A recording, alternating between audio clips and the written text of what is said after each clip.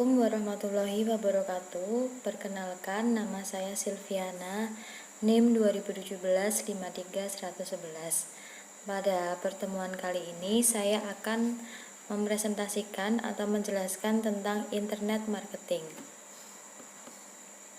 Yang pertama, marketing. Marketing adalah sebuah proses yang melibatkan setiap aspek bisnis, mulai dari mendesain produk, menentukan harga, dan mendapatkan umpan balik dari pelanggan.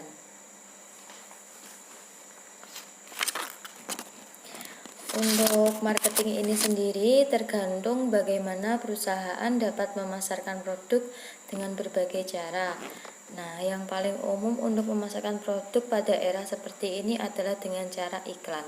Misalnya mengiklankan suatu produk melalui televisi ataupun di media sosial.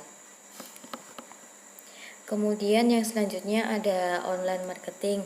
Online marketing merupakan hasil dari kemajuan teknologi informasi yang diterapkan dalam manajemen pemasaran untuk meningkatkan efisiensi dalam strategi pemasaran di era globalisasi.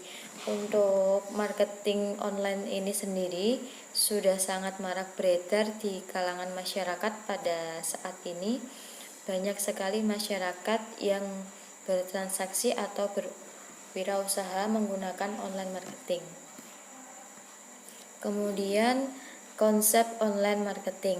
Di sini terdapat informasi, kemudian dari interaktivitas dari perusahaan itu sendiri yang mengakibatkan atau menghasilkan rasa ketertarikan konsumen terhadap produk yang ditawarkan dalam online marketing. Tingkat pertumbuhan perdagangan via internet dari tahun ke tahun, mulai dari tahun 2016 hingga 2020 mencapai hingga 68% di Amerika Serikat, kemudian di Eropa mencapai 91% dan di Asia mencapai 90%. Nah, menariknya 85% dari perusahaan yang melibatkan perdagangan online tersebut adalah usaha berskala kecil dan menengah. Nah, berikut adalah gambaran offline marketing sebelum terjadi atau sebelum munculnya online marketing. Nah, di sini terdapat penjual dan pembeli yang bertransaksi melalui fax dokumen atau dijalankan secara manual, yaitu menggunakan kurir. Untuk penggunaan fax atau dokumen tersendiri ini, penjual dan pembeli melakukan terima dan kirim dokumen melalui fax. Nah, sedangkan untuk kurir, barangnya dikirimkan melalui kurir.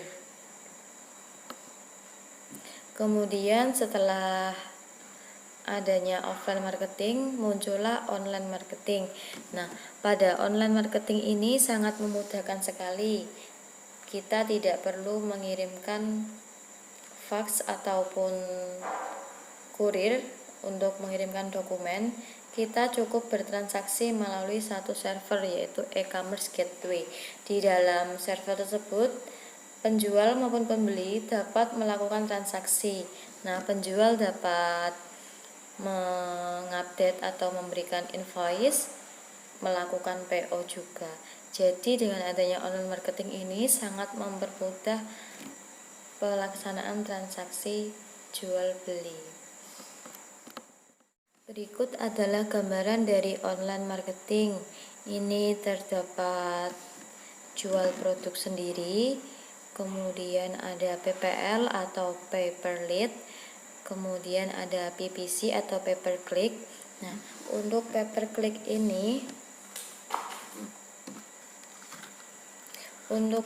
ini biasanya dilakukan misal terdapat iklan di web-web tertentu. Jadi suatu perusahaan memasang iklan di suatu web yang dikunjungi, sehingga pada saat konsumen mengeklik atau menjangkau iklan tersebut, maka pemilik web akan mendapatkan keuntungan. Kemudian ada PPC Ads atau pay per click advertising. PPC Ads adalah yang paling sering digunakan karena banyak suatu iklan-iklan di web-web tertentu yang sering dijangkau oleh konsumen akan muncul iklan. Selanjutnya ada SEO atau Search Engine Optimal dan juga email marketing ataupun mobile advertising. Untuk email marketing ini biasanya suatu perusahaan mengirimkan email ke beberapa instansi ataupun konsumen untuk mengenalkan produknya. Nah, perbandingan keuntungan usaha offline dan online. Tahukah Anda bahwa menjalankan bisnis online membutuhkan modal yang jauh lebih murah dibandingkan bisnis online? Nah, di sini jelas sekali bahwa bisnis online membutuhkan modal yang lebih murah dibandingkan bisnis offline. Karena biasanya jika kita mendirikan bisnis secara offline, kita memerlukan beberapa komplement ataupun pelengkap seperti sewa tempat, kemudian harus punya karyawan, kemudian harus bayar tagihan listrik juga. Berikut adalah pengalaman penerapan bisnis online dan juga bisnis offline. Di sini terdapat beberapa kriteria dan juga penjelasan atau perbandingan usaha offline dan online. Untuk kriteria pertama, ini ada sewa toko untuk usaha offline dan juga sewa website atau hosting untuk usaha online. Untuk sewa toko usaha offline sendiri kira-kira menghabiskan biaya sebanyak 20-30 juta per tahun dengan rata-rata minimal 5 juta per bulan. Nah, kemudian untuk usaha offline hanya membutuhkan 150 hingga 300 ribu rupiah per tahun. Kalau di rata-rata mungkin hanya 20 ribu atau 25 ribu per bulan untuk membayar sewa website dan hosting. Kemudian untuk kriteria yang selanjutnya, biaya listrik dan servis atau biaya internet untuk usaha offline. Untuk biaya listrik usaha offline sendiri kira-kira menghabiskan 100-500 ribu per bulan. Menurut saya itu bisa lebih karena jika usaha offline yang sudah cukup besar mungkin akan membutuhkan AC dan beberapa pelengkap lainnya. Kemudian untuk usaha online hanya membutuhkan 200 hingga 400 ribu per bulan untuk biaya internet atau servis komputer. Kemudian kriteria yang selanjutnya ada gaji karyawan dan gaji supporting. Untuk usaha offline sendiri biasanya kita membutuhkan beberapa karyawan. Untuk gaji karyawan sendiri biasanya mencapai 500 hingga 700 ribu per orang dan per bulan. Itu bisa lebih tergantung bisnis dan usaha apa yang kita buka. Kemudian untuk usaha online sendiri bisa dilakukan sendiri untuk pemula. Jadi kita tidak perlu mengeluarkan pengeluaran biaya untuk gaji karyawan. Kemudian untuk kriteria yang selanjutnya ada modal barang. Modal barang untuk usaha offline membutuhkan 4 juta per bulan. Nah, ini relatif tergantung kebutuhan usaha yang akan kita buka. Kemudian untuk usaha online tentunya relatif lebih kecil karena usaha online tidak perlu menyetok banyak barang. Kita bisa melakukan open PO sehingga minimal biaya yang kita keluarkan mungkin hanya 0-200 ribu rupiah. Kemudian yang selanjutnya biaya promosi. Biaya promosi untuk usaha offline mencapai 200 hingga 300 ribu per bulan. Ini dikarenakan biasanya usaha offline melakukan promosi melalui pamflet ataupun banner, Kemudian untuk usaha online mencapai 300 hingga 500 ribu per bulan. Ini juga tergantung ataupun relatif terhadap promosi yang dilakukan. Biasanya usaha online melakukan promosi atau memasang iklan melalui web, kemudian melalui media sosial. Untuk media sosial sendiri biasanya mereka memasang atau melakukan paid promote kepada vendor-vendor tertentu yang akan mengangkat produk mereka. Kemudian total biaya rata-rata maksimal per bulan untuk usaha offline mencapai 8 juta per bulan dan juga usaha online mencapai 1.125 juta per bulan. Sehingga total biaya rata-rata minimal per bulan untuk usaha offline biasanya mencapai 6,467 juta dan usaha offline 525.000 per bulan. Nah, untuk pengalaman sendiri, laba bersih dari usaha offline mencapai 1-2 juta per bulan dengan modal 6 juta per bulan. Untuk laba bersih dari usaha online 1-2 juta per bulan dengan modal 500.000 per bulan. Berikut adalah perbandingan toko online dengan toko offline. Nah, di sini nanti ada 11 hal yang bisa dibandingkan dari toko online dan toko offline. Untuk perbandingan yang pertama ada lokasi toko. Untuk usaha online terjun langsung ke pusat keramaian, tempat di mana banyak orang yang mengakses. Nah, ini misalnya mesin pencari Google dan media sosial seperti Twitter, Facebook, ataupun Instagram, atau beberapa online marketing lainnya seperti Shopee. Nah, kemudian untuk usaha offline sendiri kita harus mendekati pusat keramaian di mana orang banyak lalu lalang dan strategis atau mudah dijangkau. Untuk usaha offline sendiri ini membutuhkan tempat yang amat sangat strategis dan biasanya tempat yang strategis akan membutuhkan biaya sewa yang lebih mahal. Kemudian untuk perbandingan yang kedua ada jangkauan pasar.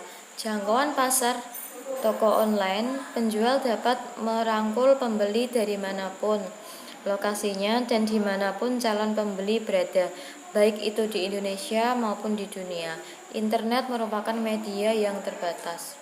Nah, untuk usaha toko online sendiri, kita dapat melakukan transaksi dimanapun asalkan ada jaringan internet. Jadi antara pembeli dan penjual dapat melakukan transaksi kapanpun dan dimanapun.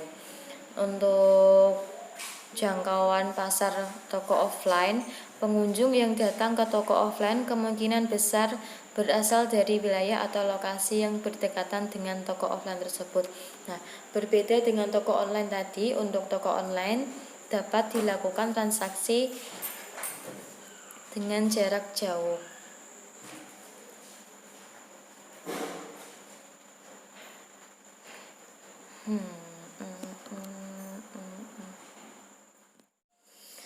Untuk pemasaran atau iklan toko online dilakukan hampir tanpa biaya karena media yang digunakan adalah media online seperti media sosial, Instagram, Facebook, maupun Twitter. Penjual dapat menggunakan media sosial seperti Facebook, Twitter, Instagram, atau Pinterest. Selain itu, Google AdWords atau yang berbayar jika ingin melakukan promosi dengan berbayar. Kemudian sekarang juga terdapat paid promote. Nah, yang selanjutnya untuk toko online, pemasaran dilakukan dengan biaya, terutama untuk biaya percetakan. Misalnya toko online mengiklankan suatu produk atau jasanya dengan mencetak spanduk atau baliho, brosur, hingga kartu nama si penjual.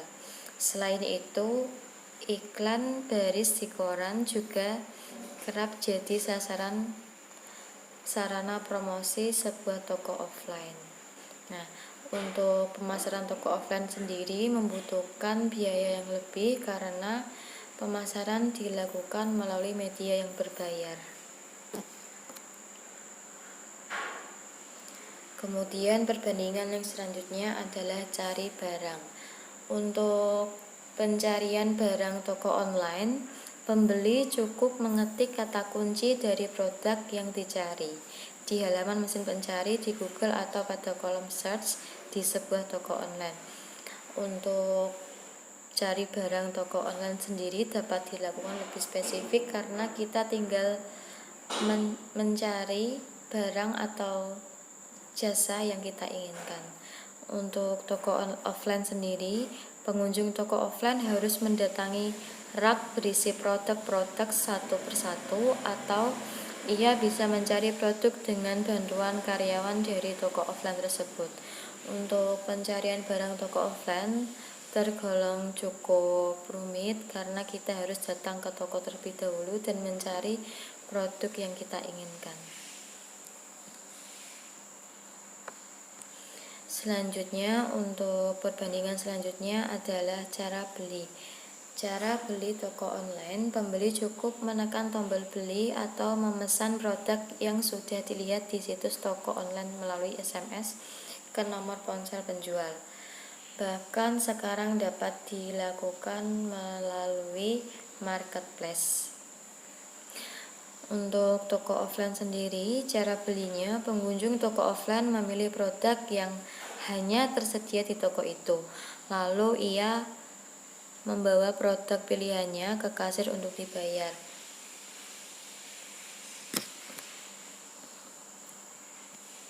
Kemudian cara bayar. Cara bayar toko online, pembeli cukup mengirimkan uang via rekening pribadi ke rekening penjual. Setelah melakukan pemesanan barang senilai harga jual barang ditambah dengan ongkos kirim barang yang akan dikirim setelah uang diterima penjual. Lakukan atau dapat melakukan pembayaran menggunakan dompet digital seperti OVO ataupun Dana.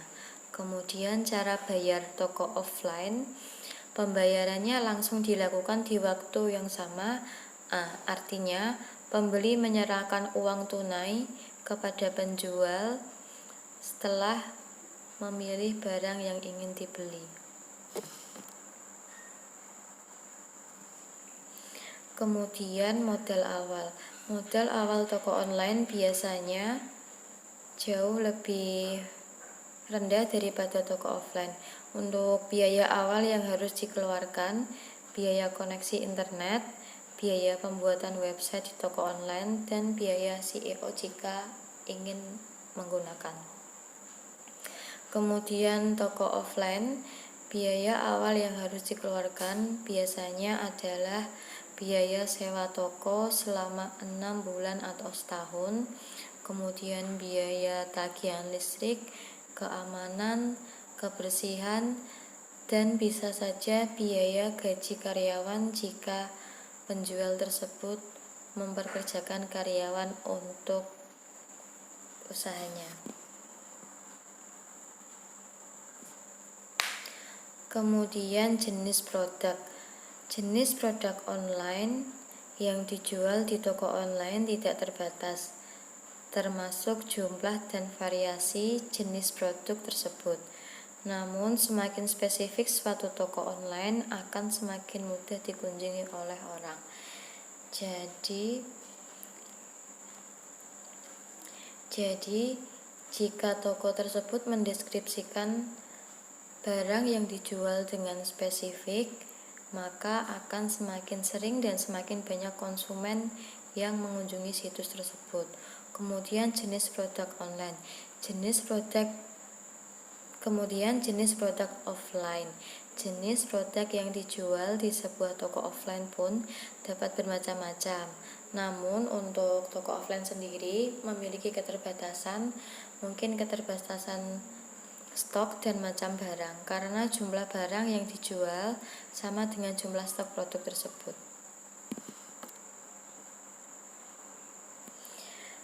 Selanjutnya jumlah produk. Jumlah produk toko online, penjual tidak harus memiliki stok barang karena bisa memilih untuk menjadi dropshipper. Kemudian selain itu, penjual juga bisa melakukan sistem PO. Selain itu, jumlah produk bisa disesuaikan dengan jumlah pesanan yang ada. Untuk jumlah produk toko offline, penjual sebaiknya menyimpan stok produknya dalam jumlah yang sudah diukur dengan melihat pola pembelian dari konsumen. Jadi untuk toko offline sendiri, penjual harus memperkirakan kebutuhan untuk beberapa waktu ke depan, seberapa banyak konsumen akan mengunjungi toko atau usahanya.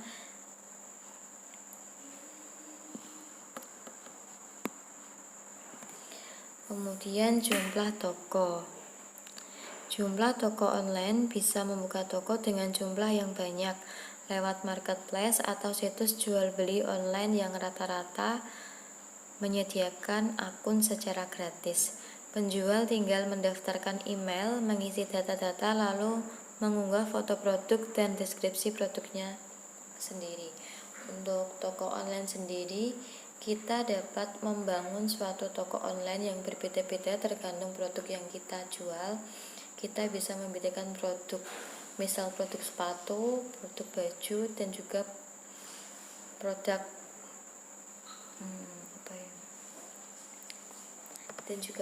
makanan. Sedangkan untuk toko offline harus membuka cabang di wilayah tertentu, khususnya di wilayah yang berbeda, untuk menjangkau konsumen yang ada di wilayah tersebut. Karena untuk konsumen toko offline sendiri mungkin hanya menjangkau konsumen di sekitar wilayah tersebut. Nah, setiap membuka cabang ada biaya lagi yang harus dikeluarkan, seperti biaya sewa kios atau lahan. Untuk jumlah toko offline sendiri tentunya lebih memudahkan toko online daripada toko offline.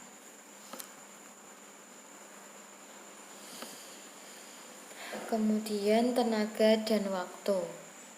Tenaga dan waktu untuk toko online dibutuhkan 1 orang saja. Waktu yang dibutuhkan setiap hari secara full time maupun part time, bisa sambil bekerja atau mengurus anak.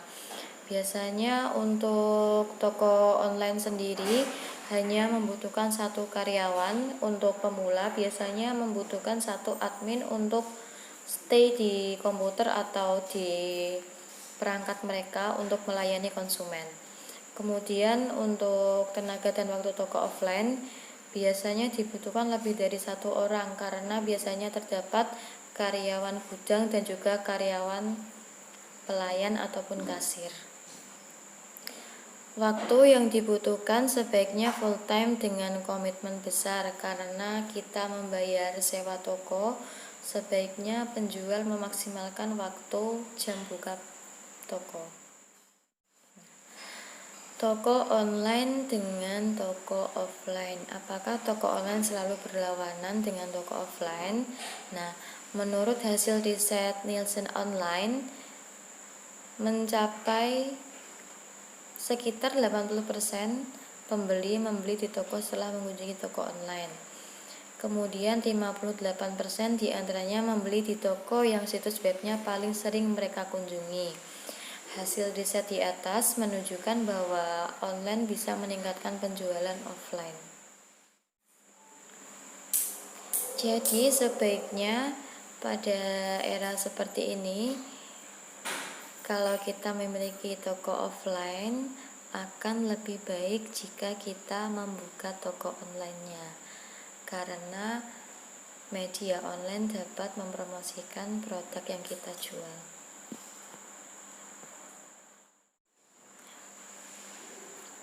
Kemudian toko online versus toko offline.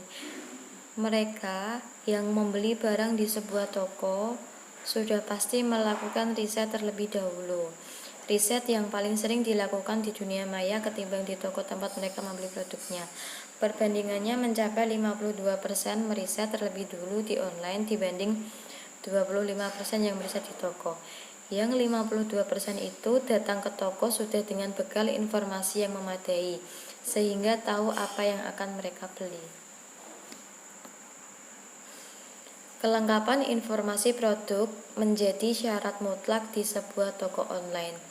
Jadi penjual harus mendeskripsikan produk atau jasa yang ditawarkan agar konsumen dapat jelas dan memilih sesuai kebutuhannya. Jika tidak, calon konsumen akan lari ke toko online lain yang menyediakan informasi yang lebih lengkap. Dan calon konsumen itu akan membeli langsung di toko online tersebut atau langsung ke toko offline-nya. Bagaimana membuat sebuah toko online? Berapa lama waktu yang dibutuhkan untuk membuat toko online?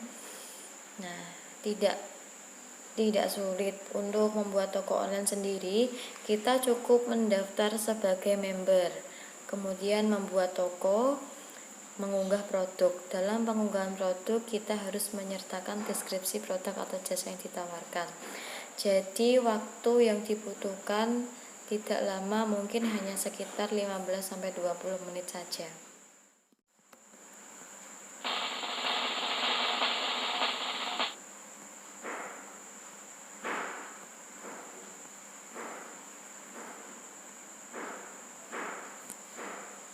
Media. Untuk media yang pertama, e-marketing. E-marketing menerapkan internet dan teknologi digital lainnya seperti web, email, nirkabel, e-TV, ataupun database untuk mendapatkan dan mempertahankan pelanggan melalui proses pembelian multi-channel dan siklus hidup pelanggan dengan meningkatkan pengetahuan pelanggan, penargetan, dan juga pelayanan serta kepuasan. E-bisnis dan e-commerce.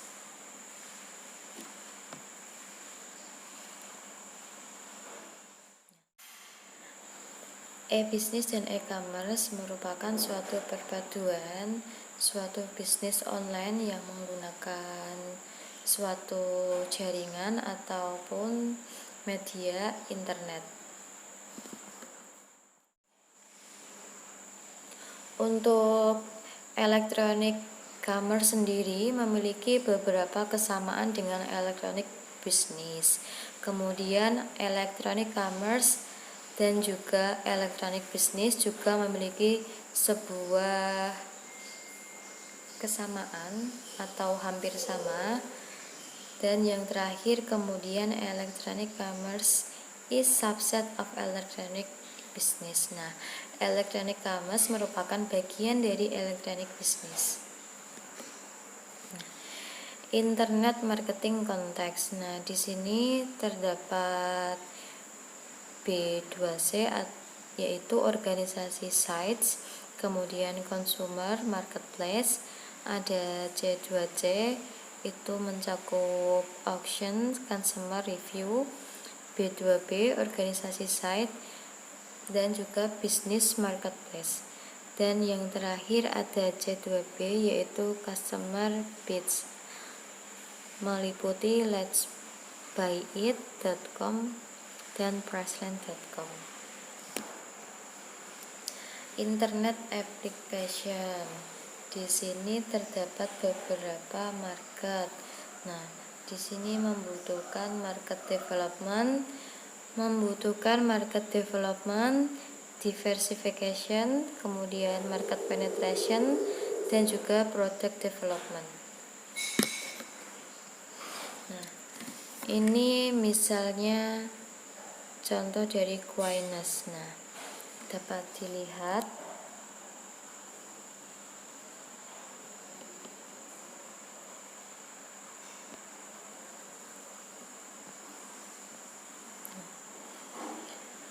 kemudian yang selanjutnya ada cost dan efisiensi, meningkatkan kecepatan pengiriman, mengurangi biaya penjualan, mengurangi biaya operasi, kompetitif drivers, permintaan pelanggan, jangkauan dan kualitas layanan yang ditawarkan, kemudian hindari kehilangan pangsa pasar dengan tetap menjaga pangsa pasar kita, Dan yang terakhir ada exploit pasar baru. Berikut adalah contoh. Nah, di sini terdapat lengkap sekali.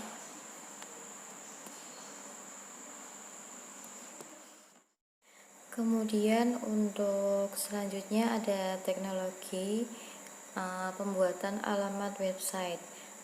Di sini terbagi menjadi beberapa. Yang pertama ada .com, kemudian ada .co.uk, kemudian .org, dan juga .net. Untuk pembuatan alamat website sendiri tergantung kebutuhan pengelola ataupun penjual. Nah, selanjutnya bagaimana komponen ini bekerja. Nah, di sini terdapat PC ataupun klien yang terhubung, PC klien dan juga bisnis yang terhubung melalui LAN atau koneksi internet. Nah, kemudian di sini ada PC klien yang sedang berjalan dan juga ada transaksi log file, HTML dan graphic file, database dan aplikasi server. Nah, kita lewati saja. Kemudian ada internet, intranet dan juga extranet.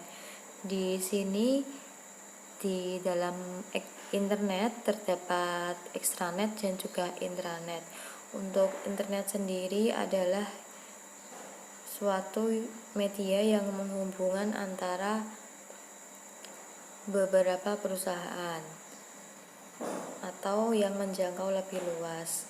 Untuk extranet sendiri perusahaan dengan wilayah tersendiri, dan untuk intranet adalah ruang lingkup internal perusahaan.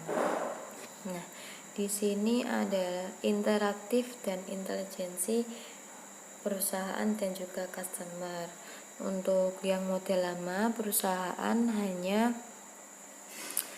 menekan ke customer dan kemudian terdapat respon. Nah, untuk yang sistem baru, perusahaan melakukan tekanan kepada customer dan juga ada feedback dari customer kepada perusahaan. Nah, individualisasinya yang pertama itu perusahaan satu arah kepada customer, dan kemudian yang baru perusahaan dan customer saling berinteraksi atau saling berkomunikasi. Selanjutnya integration, yaitu hubungan antara perusahaan dan juga konsumen, dapat melalui web, email, kemudian handphone, email dan juga person. Nah, penutupnya dari Handi Limijaija. Dengan toko online saya mendapat pelanggan yang sebelumnya belum tentu bisa saya peroleh bila hanya mengandalkan orang yang lewat di depan toko. Tanpa toko online, belum tentu juga saya mendapatkan pelanggan yang terlalu sibuk sehingga tidak sempat untuk datang ke toko offline. Belum tentu saya mendapatkan pelanggan yang loyal dari luar kota, yang bahkan tak pernah saya temui sama sekali. Jadi, sinergi toko online dan offline benar-benar pas untuk usaha saya.